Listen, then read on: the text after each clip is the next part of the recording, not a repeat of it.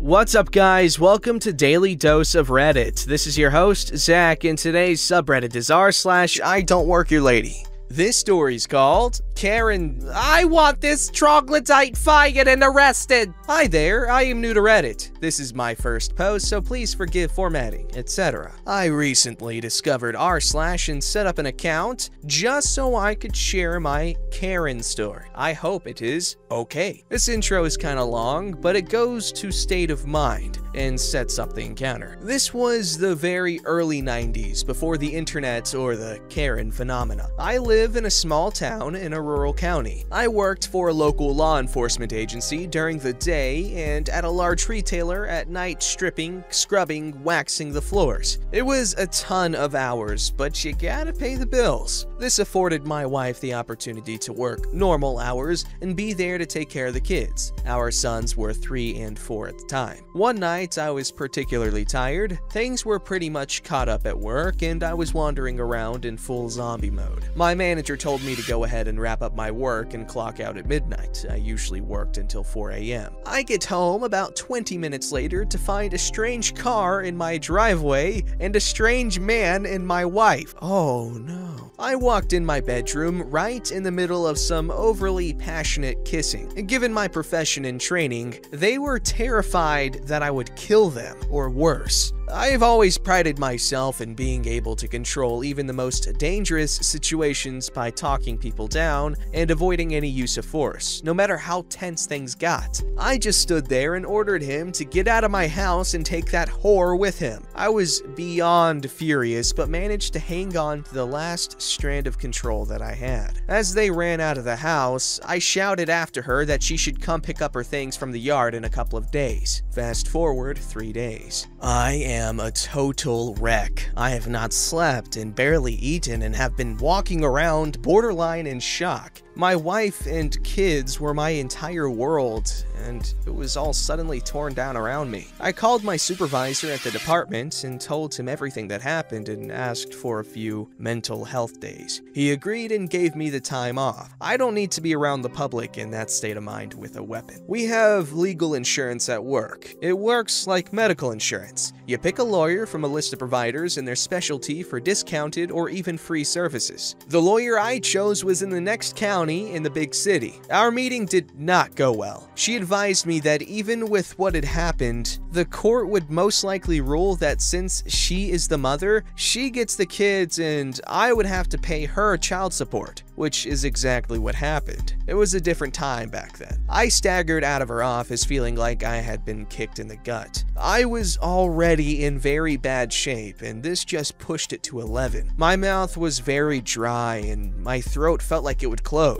I desperately needed something to drink. This was a very posh part of town. Very old homes and very old money. Just down the road from the yacht club and such. There were no convenience stores anywhere to be found. There was, however, a rather high-end grocery store nearby. I really did not want to be around people, but I was desperate for something to drink. I was dangerously dehydrated, so I went in. This is where our story begins. Here's the cast of characters. Cruella DeVille, nice lady. Store manager. Police officer. Me, a tired wreck of a man falling apart at the seams. I should start by saying that I was wearing tan khakis and a green polo shirt. The employees of this store wore either black or tan khakis and green polos with the store logo embroidered on the breast. A slightly different shade of green, but not enough to notice unless we were standing side by side. I was on the drink aisle, staring at the bottles of Gatorade, Powerade, etc., but I wasn't really noticing anything. I was staring straight through the shelves. My mind was a million miles away. I suddenly felt a sharp pain in my left upper arm as someone grabbed me hard and tried to snatch me around. Out of instinct and training, I grabbed the wrist with my right hand, twisted it up and over, put my left hand on the upper arm, and slammed them into the support column next to the shelf. I quickly looked around to check my surroundings and noticed 5 or 6 customers staring at what was happening. I then looked at my attacker. It was a scrawny old lady. I released her and stepped back. Remember the original 101 Dalmatians movie? She looked very much like Cruella DeVille from that film. Hair that was obviously colored, long long, fake nails and way too many rings, and a necklace that looked like a string of small Christmas ornaments. Even though she looked to be in her late 60s, she must go to aerobics or something because she had some decent muscle tone under her saggy, overly tanned leather skin. As she was composing herself, I heard the nice lady behind me ask if I was okay. I turned to look at her, and she pointed at my arm. I looked down and saw blood running down my arm and dripping on the floor. When I pulled her hand off of my arm, 2 of her fake nails must have cut my skin. It wasn't actually bad, I just bleed very easily. At this point, I hear...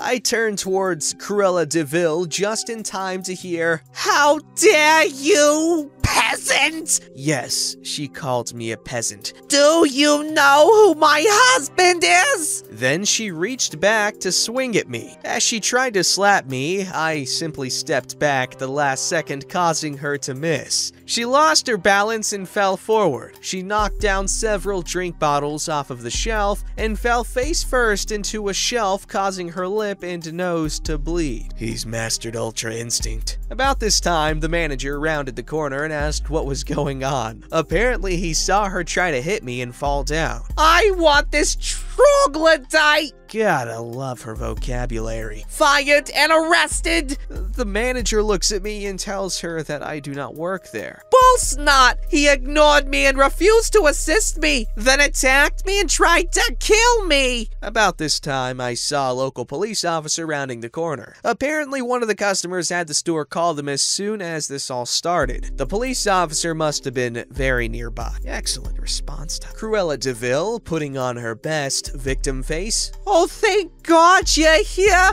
I'm Mrs. Cruella de Vil, and I want this monster arrested!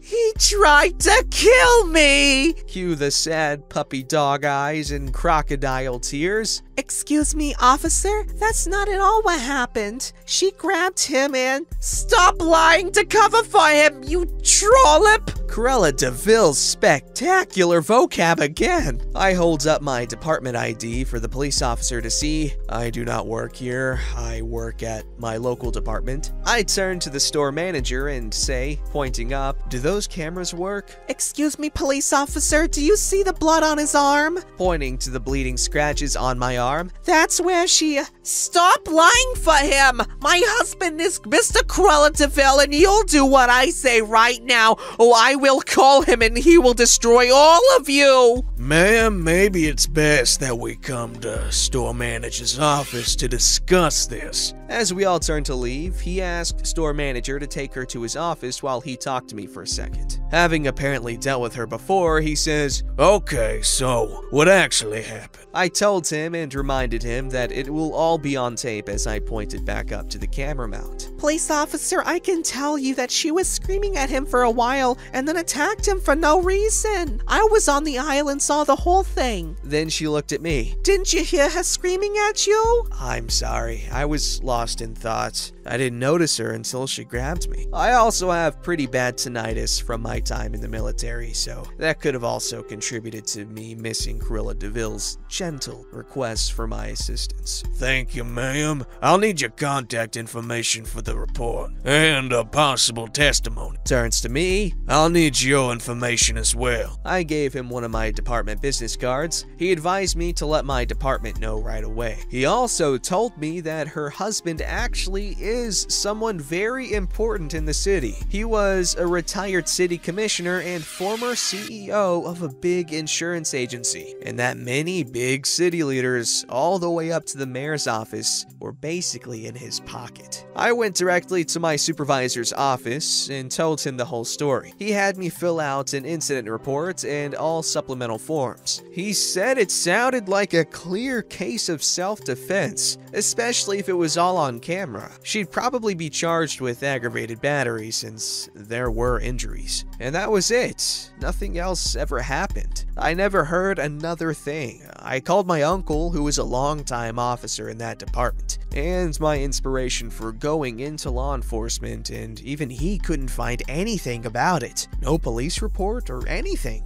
It was all swept under the rug and forgotten. I guess the moral of the story here is that money talks. Except for 3 more quick in-and-out trips to the lawyer's office, I never went to that part of town ever again. And this was a really cool story. Very dramatic and pretty well written. Confusion at the swimming baths. Okay, first time sharing one of these things, but it happened to me yesterday, and I wanted to share it before I forget some details. My local sports center is upgrading to an electronic system. Doors have locks on that you can open with a fob, the kind you might attach to your keys, so once you have checked in or paid, either at the desk or on the new quick-serve machines in the main entrance, the doors to various areas will open for you provided you are eligible for entry. It's early days of this new system, and some people aren't used to it. Change is scary. The gym and spa suite and the swimming pool are in separate areas, and both have their own changing rooms. However, there is a door and a long corridor that links the two, so that if you want to go to the gym, then for a swim, or go a swim, then to the spa suite, sauna, etc., or some combination thereof, you can use this door to pass back and forth. I work out 5 days a week, and I am very familiar with the new system already. I've seen plenty of people caught out, not able to get past a door to an area, and explained it to them. Such was the scene I came across upon when, after my workout and on my way for a swim, I came across this woman in her bathing suit. Hope you asked for permission. Trying to get through the door unsuccessfully. She was hesitant to go back into the gym in her bathing suit to ask for assistance, and her other option, the doors next to her that would open, led to the main entrance, and I doubt she would want to walk through the cafe in her bathing suit, even less than through the gym. I saw her distress and explained to her that the door was now on a sensor, and that in the future she just needed to bring her membership key fob with her to get through. But I let her through with mine as we were both going that way. She was grateful, and I thought nothing more of it, at least until our next interaction. After a quick chat with some of the lifeguards who I know, I jumped in and started doing my lengths, and the lady from my earlier encounter got into the same lane as me. It was a bit of a nuisance because it was mid-speed lane, and she was going too slow for it. So I had to overtake her every 2 to 3 lengths, which often meant slowing down until an overtaking opportunity presented itself. At one point, she stopped at an end, and I saw her pointing at me and speaking to the lifeguards, but the lifeguard just shrugged and said something to her that she obviously didn't like, because for the remainder of the swim, she had a face like she was chewing wasps. Eventually, I had done my swim and stopped to rest for a moment to catch my breath before getting out of the pool. She had been stopped for several minutes by this point, just taking up space at the end of the lane, an obstacle for the rest of us to swim around. Once I stopped, she said, "Oh good, you can help me.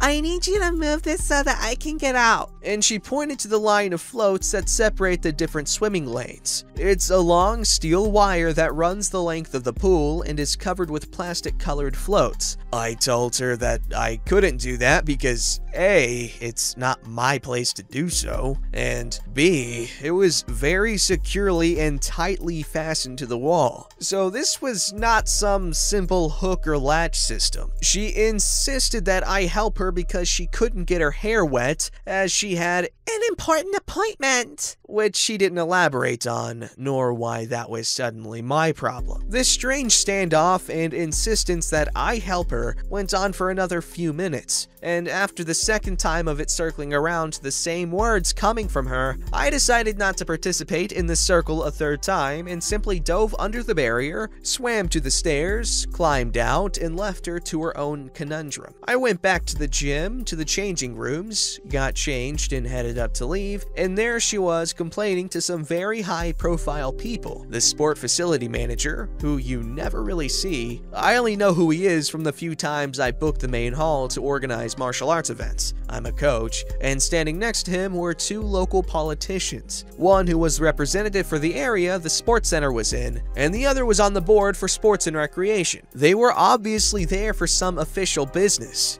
and she had spied them and gone to give them a piece of her mind. I could hear her as I walked towards the main doors. She was having a go about some rude employee, and I chuckled to myself thinking some poor sod was going to get it in the neck by causing her to have a reason to complain just when these two high-ranking officials were in, and the sport facility manager is looking completely flummoxed and tells her that he has no one working by that description. Frustrated, she looks around the room, spots me, and goes, "Him!" and points directly at me. I look at the three men, they look at me, and then we all look at her. She has a really smug, almost triumphant grin on her face when the sports facility manager said to her, "He doesn't work here." Now, I know in a lot of these "I don't work here, lady" stories, the Karens of this world rarely accept at face value the first, second, or even 50th time they are told someone doesn't work there. But she didn't fight it at all. She just looked really puzzled, and then after a few moments in confused thought, she said, "But he has a card to get through the doors." And that's when the facility manager had to explain to her the new system and that everyone who has a membership card is able to get through the doors. When I went in today, one of the staff told me that it couldn't have happened at a more opportune time because the new system had been the idea of the politicians, and they were annoyed that the rollout hadn't gone smoothly and that people were still queuing up and paying cash on a pay-as-you-go style rather than paying for a month in advance and using the electronic system. As such, they hadn't gotten accurate or favorable data back from the system, and they had complained to the manager, who had them come down and was trying to explain to them that people found the new system difficult to understand, or intimidating,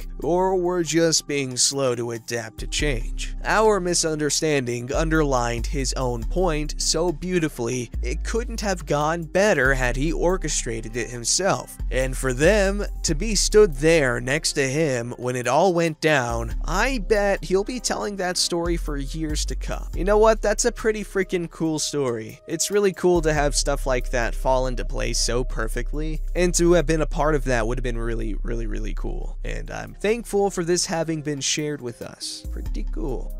Don't forget to like, subscribe, and hit that bell to never miss an episode.